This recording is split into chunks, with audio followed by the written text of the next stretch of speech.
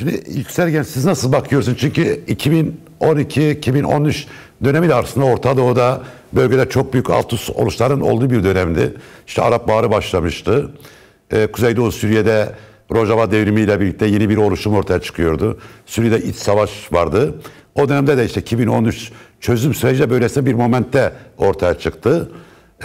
O zaman da dış faktör önemli deniliyordu. Acaba şimdi az önce Arzu Hanım'ın çizdiği bu stratejik momentte Türkiye bunu faydacı bir yaklaşım olarak mı ele alıyor? Yoksa stratejik bir dönüşüm olarak mı düşünüyor devlet olarak? Yani içte ve dışta, yani politikasında, paradigmasında ciddi stratejik değişiklikler olarak mı öngörüyor sizce, sence? Cahit, bu sürecin kuşkusuz ortaya çıkmasında ve bu kadar radikal bazı kararları gerektirmesindeki en önemli dinamiğin bölgesel yeni dizayn meselesi olduğunu artık herkes farkında ve hemfikir bana kalırsa. Bölgenin yeniden şekillenmesi ve dizaynında bölgenin güç odaklarının yeniden belirlenmesi sürecinde Türkiye kendisine de atıf yapılabilecek bir alana sahip olabilmek ve aslında İsrail'e odaklı bir Orta Doğu dizaynından bahsedilse bile İsrail'in tek başına bölgesel bir güç olabilme koşullarını zorlayan farklı dinamikler nedeniyle İsrail dışında bölgedeki devletlerden özellikle İran'dan boşalan sahanın kendisine talip olması gereken başka güç odaklarına ihtiyacı var yeni düzenin ve bu yeni düzenin bu ihtiyacını Türkiye karşılamak hevesinde ama bu hevesin gereklerine göre dönüşmeyi de aynı hevesle yapıyor mu derseniz evet, bu konuda aynı şeyi söyleyemeyeceğim. Az önce sen de söyledin. Evet, 2013-15 sürecinin de en önemli dinamiklerinden bir tanesi Arap Baharı ve sonrasında Orta Doğu'da açığa çıkan alt üst oluş biçiminin kendisi geliyorum diyen yeni Orta Doğu düzenine dönük işaretlerle ilgiliydi ama o dönem alt üst oluş daha belirgindi. Oyun bozma, dinamikleri yerinden oynatma, geçmişe ait statükoları yerinden oynatma, gevşetme meseleleri daha fazla etkindi. Şimdi ise hani şu ünlü deyimle söylersek oynayan taşların yeniden dizayn edilmeye, düzeltilmeye ve o taşlardan arzu ettikleri yeni Orta Doğu yaratmaya dönük bir inşacı süreç başlıyor. Ve tam da Arzu'nun söylediği gibi Amerika'nın fiilen askeri olarak işte etkin olarak yer almasından ziyade onun çıkarlarını da bölgesel çıkarlarını gözeten güçlerin varlığını da koruyabilecek bir dizayn çabası var. Dolayısıyla bir alt üst oluş sürecinden değil, bir düzenlenme sürecinden şimdi bahsediyoruz ve dolayısıyla şimdiki düzenlenme sürecinin kendisinde güç odakları belirlenirken Türkiye heves ediyor. Ama bu hevesin gereklerine göre oynamıyor. Tam da az önce söylediğin bağlamıyla ifade edersem, senin söylediğin bağlamada atıfta bulunarak şunu söyleyeyim. Orta Doğu'da alt üst oluşun ardından yeni bir parametreyle, yeni bir paradigmayla Orta Doğu düzenlenirken, egemen aklın kendisine uygun, çıkarlarına uygun yeniden düzenlerken bu ortaya çıkmış durumu Türkiye kendisinin de köklü dönüşümünün stratejik gerekçesi yapmaktan ziyade bu alt üst oluş ve ihtiyaçlar bağlamını kendisine mecbur kılacak biçimde fırsatçı, biraz daha taktiksel ve güncel yaklaşıyor gibi. Bunu süreç kaldırır mı? Orta Doğu'nun düzlemi bunu kaldırır mı? Çok emin değilim. Yine aklıma şey geldi Cahit, şimdiye kadar çok fazla tek taraflı, işte sonrasında yer yer iki taraflı ateşkes ve barış süreçleri yaşandı. İşte en son örnek 2013-15'ti. Biz bu süreçlerde çok fazla şunu duyardık. Ya işte tam çözülecekti, dış güçler bozdu. Amerika ya da Amerika'nın temsil ettiği güçler bozuyor, direniyorlar. Şimdi ise sanki onlar direnmiyor, içeriden direnç var. Evet. İçerideki direnç çözmeme konusunda çok daha güçlü ve şimdiki sürecin en büyük sınavı içeride dönüşmemek üzerine kurulu olan bu statükonun direnç biçiminin nasıl kırılacağı meselesi. Şimdi Yüksel Genç tabii burada yani bu yani içte MHP ile AKP arasında bu konuda bir görüş farklılığı var mı siz sence? Yani iktidar, hükümet, şimdi Cumhur İttifakı, devlet derken Devlet Bahçeli'yi nereye koyacağız, işte Erdoğan'ın söylemlerini ve Adalet ve Kalkınma Partisi'nin pozisyonunu, burada her ikisi bir eşgüdüm içinde mi bu işi yürütmeye çalışıyorlar? Yoksa burada fikriyatta Türkiye'nin dönüşmesinde, değişmesinde, işte söylediğimiz bu yeni Orta Doğu şekillenirken Türkiye'nin nasıl pozisyon alacağı konusunda bu iki ittifak gücü arasında bir fikir birliği mi var, yoksa burada bir fikir ayrılığı, bir kırılma mı var? Nasıl bakıyorsun? Bahçeli'ye sorarsanız aralarında bir fikir ayrılığı ya da daha bilgisine Cumhur İttifakı'nda herhangi bir çatlak yok. Bahçeli buna çok ısrarla itiraz etti, biliyorsunuz geçen haftaki bir değerlendirmesinde. AKP ve MHP arasında fikir ayrılıkları, sürece yaklaşım farkları olduğuna dair tartışmaların Cumhur İttifakı içindeki çatlağın bir yansıması olduğuna dair tartışmaları Bahçeli çok sert reddetti. Türkiye siyasetinde iktidar egemen siyasetler bir şeye ne zaman çok sert red gösteriyorlarsa orada bir problem var demektir. En azından şimdiye kadar yaşadığımız hikayenin bize anlattığı deneyim bu. Bahçeli itiraz etse de ortada aslına bakarsanız sürecin başından bu yana MHP ve AKP arasında belli farklar olduğunu söylemek mümkün. Hatta biraz şöyle de belki dönüştürmek, analoji şöyle de kurmak mümkün. Hatırlayın, Sayın Öcalan kendisiyle görüşenin norm devlet olduğunu ve Bahçeli'nin söylemlerinin norm devletle uyumlu olduğunu ifade etmişti ya da buna benzer bir tanım kullanmıştı.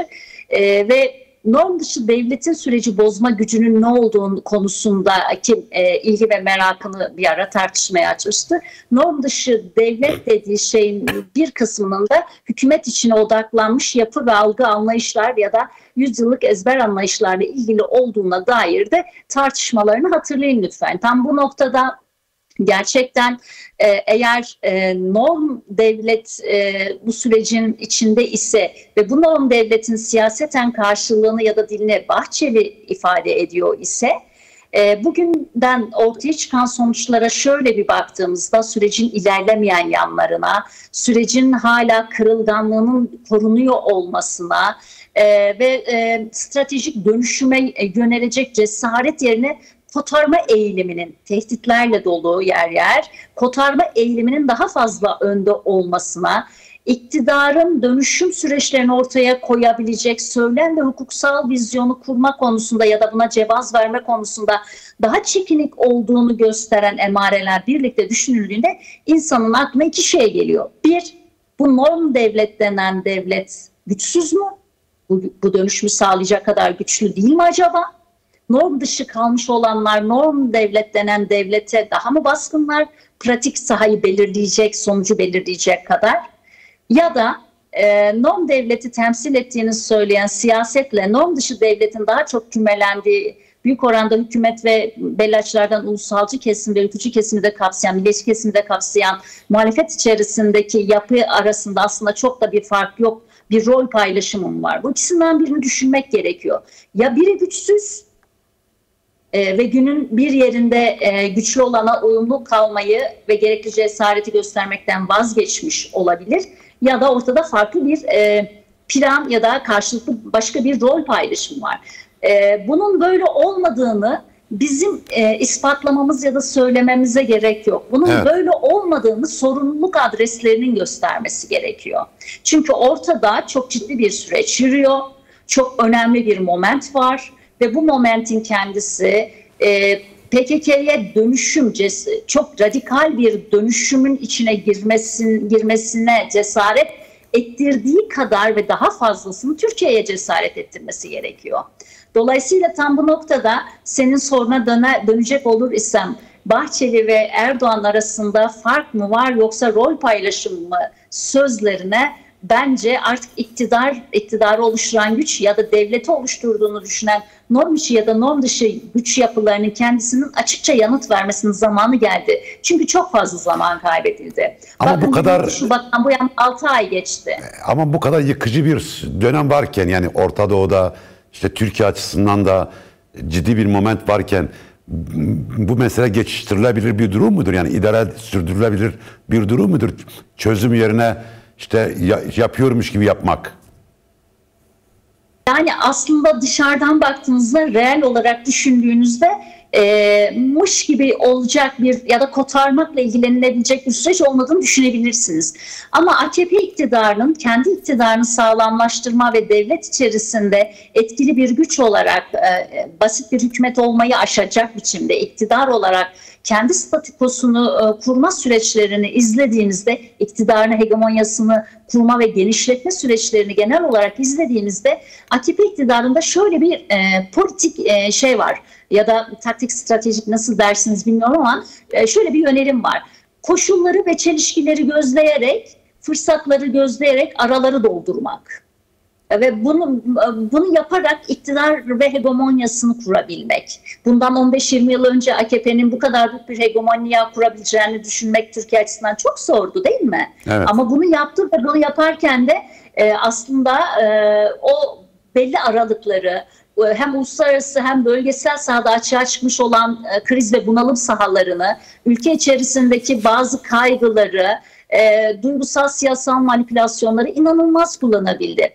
Benzer bir şeyin bölgesel denklem oluşturulurken de mümkün olabileceğini pekala düşünüyor olabilir. Olası bir aralıkta, olası bir kriz anında, işte Trump'ın herhangi bir delilik anına, örneğin kaba söylüyorum, herhangi bir anlık karar anına ya da İsrail ya da Orta Doğu'da Körfez ya da Şarra üzerinden ortaya çıkabilecek herhangi küçük bir olanak alanının Kürtlerle ve Kürt meselesi üzerinden radikal dönüşüm yerine mevcudun yeni Orta Doğu'ya tipik uyarlanması ve mevcudun taşınması biçiminde bir süreç biçimine de dönüşebilir, beklentisi olabilir. Çünkü bu iktidar 20 yıl içerisinde hegemonyasını benzer bir fırsatçılık demeyeyim ya da çok bir kavramla söyleyeyim, politik bir kavramla oldukça pragmatist, güncelin pragmatist çıkarımlarından faydalanarak yol aldı.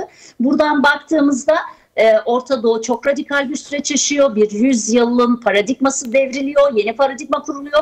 Bu kadar da sıradanmış gibi yaklaşamaz. Dolayısıyla mecburdur radikal dönüşmeye. Bugün olmasa yarın yapacak demek ve bunu sonsuz kabul saymak, mutlak saymak AKP iktidarının 20 yıllık çizgisine bakıldığında çok da kolay olmayabilir. Evet. Bunun böyle olmasını sağlamak demokrasi, barış ve çözüm isteyenlerin Orta Doğu'daki yeni dizayn sürecinin halklar, özgürlükler lehine gelişmesini arzu edenlerin farklı siyasal atraksiyonlar ve 21. yüzyılın siyasal söylem ve yapılanmasına dönük hızlı arayışlarını ortaya koymasıyla da ilişkili olabilir bana kalırsa. Evet. Evet. Şimdi tabii HTŞ angajmanı tabii Türkiye açısından bir risk oluşturuyor Yüksel Genç. Yani bir açmazı da gösteriyor. Çünkü ya tamam Colani ve Erşar'a kravat taktı işte kabul görüyor, bir takım Trump'la da görüştü, bir takım heyetler Şam'a gidip geliyor ama Suriye'de kriz devam ediyor. Türkiye'nin tabi buradaki pozisyonu şu: merkezi bir Suriye devletinin kurulması, bütün yapıların bu merkeze dahil edilmesi, herhangi bir özellik veya otonom federasyon gibi bir oluşumu reddediyor Türkiye. Ama Suriye'de ise daha çok ademi merkeziyetçi bir fikriyat öne çıkıyor. Aslında diğer bazı bölgesel güçlerde de, küresel güçlerde de bu eğilim giderekten bir ağırlık kazanıyor. Sorum şu: yani ademi merkeziyetçi bir Suriye Türkiye için neden tehdit olsun ki? Eğer az önce Arzu Yılmaz'ın dediği gibi, eğer Türkiye Irak'taki yeni şekillenecek Irak'ta da Irak nasıl olacaksa, Türkiye'de etkisi olacaksa, işte Suriye nasıl şekillenecekse, bu Türkiye'de etki yapacaksa ve Suriye'de de ademi merkeziyetçi bir sistem öngörülüyorsa, hatta bu esas yol ise neden Türkiye bundan kaçıyor? Şimdi Cahit, Orta Doğu'daki yeni düzenleme ya da dizaynın kendisi bir ara tartışmada da söylemiştim. Hani ısrarla şu çok söylendi: Orta Doğu'da sınırlar değişiyor. Ben de ısrarla şunu söyledim: Orta Doğu'da devlet sınırları henüz değiştiğini gösteren bir şey yok ama devlet olabilme idari form biçimli değişiyor. Orta Doğu 100 yıl boyunca, son 100 yıl boyunca özellikle ulus devlet formuna uygun olarak, merkezi ulus devlet formuna uygun olarak dizayn edilmeye çalışıldı ve olmadı. Şimdi Orta Doğu, yakın Orta Doğu, Türkiye'nin komşuları olan Orta Doğu'nun ülkeleri giderek ademi merkeziyetçi sistemlerle var olabilecek bir form değişikliğine yöneliyor ve yeni sistem büyük oranda ademi merkeziyetçilik içerecek gibi görünüyor. Dolayısıyla merkezin güçlü olduğu ulus devlet formları yerine yerellerin güçlendirildiği ya da yerellerle merkez arasındaki ilişkinin dengelendiği bir Orta Doğu formunun kendisinden Türkiye'nin kurtulabilmesi ya da Türkiye'nin kendini azade sayması bölgenin hakikatleriyle ilgili gerilimin Türkiye'ye yansıması olarak kalacak ve Türkiye bu konuda azade olacağını düşünmemeli bana kalırsa. En nihayetinde şunu unutmayalım, Türkiye'dekiler unutuyor ama Türkiye'nin kendisi de 20. yüzyılda 1. Dünya Savaşı'ndan sonra kurulan ülkelerden bir tanesi. Hala 600 yıllık Osmanlı'nın devamı olduğunu söylese bile form olarak edindiği form ve kuruluş biçiminin kendisi Irak, Suriye, İran gibi ülkelerle benzer bir tarihsel moment ve paradigmaya ait. Dolayısıyla buralarda yaşanabilecek değişikliklerin Türkiye'nin 100 yıllık hikayesinde dönüşümün zamanı geldiğini, çanların çaldığını çok daha güçlü söyleyeceği açık. Biraz direnç bununla ilgili görünüyor. Yani bu idari form değişimine gelme konusunda direnç var.